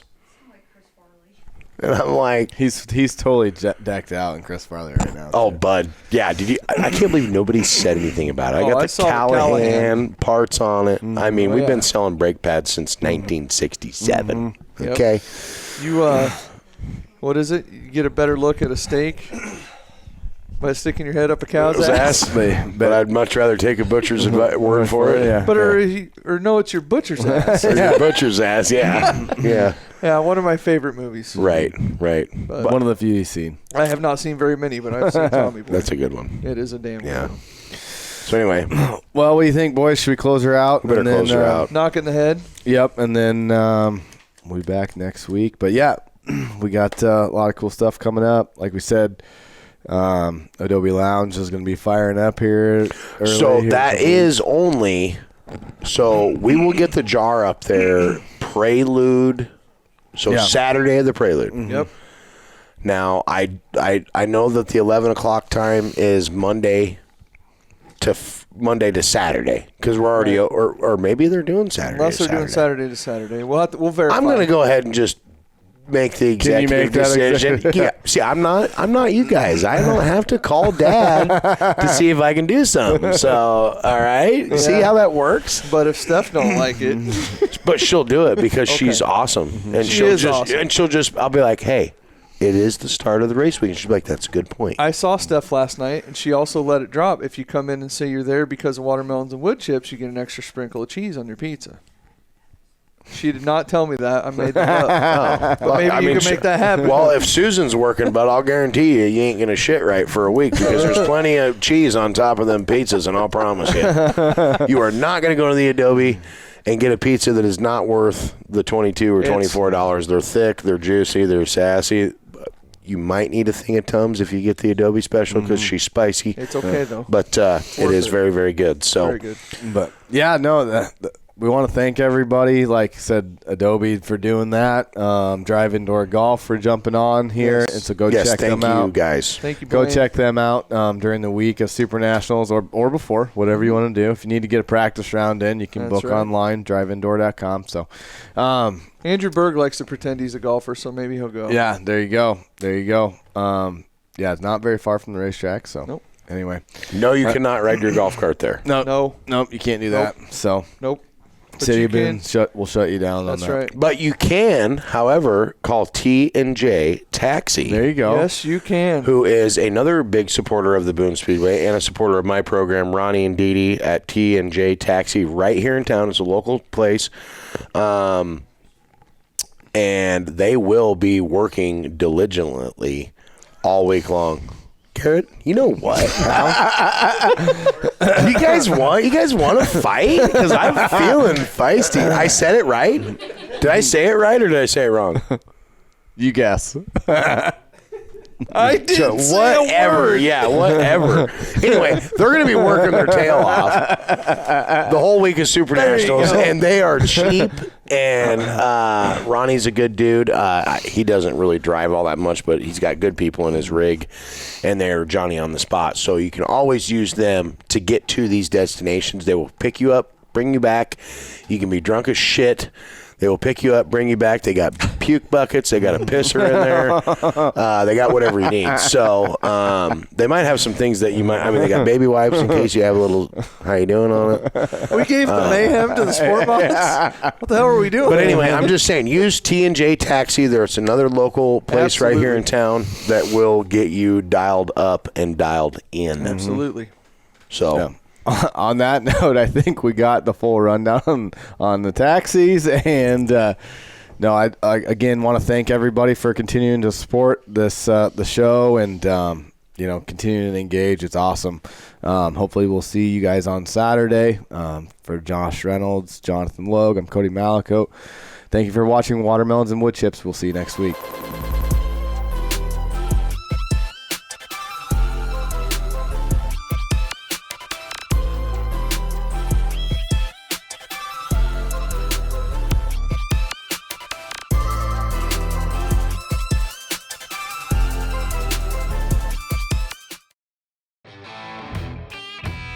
Welcome to the Adobe Lounge located in Boone, Iowa at 915 West Maney, Eisenhower. Our hours are Monday to Friday, 1 p.m. to close, Saturday and Sunday, noon to close. Come enjoy some of the strongest drinks in town and the best homemade pizzas around. Whether you're stopping in to relax, meet friends, or grab a bite, the Adobe Lounge is the place to be. See you soon.